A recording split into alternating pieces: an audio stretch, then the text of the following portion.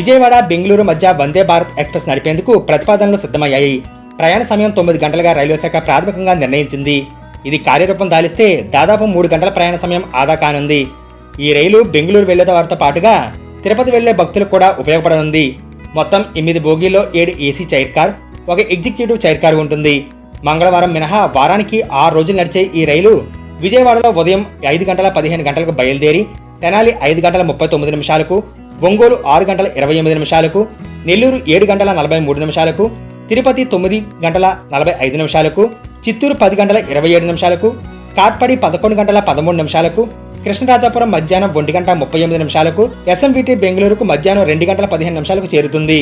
తిరుగు ప్రయాణంలో అదే రోజు ఈ రైలు బెంగళూరులో మధ్యాహ్నం 2:45 ప్రారంభమై కృష్ణరాజాపురంలో 2:58, కాట్పడి సాయంత్రం 5:23, చిత్తూరు 5:49, తిరుపతి 6:55, నెల్లూరుకు రాత్రి 8:18, ఒంగోలుకు 9:29, తెనాలికి 10:42, విజయవాడ 11:45 వస్తుంది. ప్రస్తుతం విజయవాడ నుంచి బెంగళూరుకు వెళ్లే వారికి వారానికి 3 రోజులు నడిచే మచిలీపట్నం నుంచి యశ్వంతపూర్ వెళ్లే కొండవీడు ఎక్స్ప్రెస్ మాత్రమే అందుబాటులో ఉంది.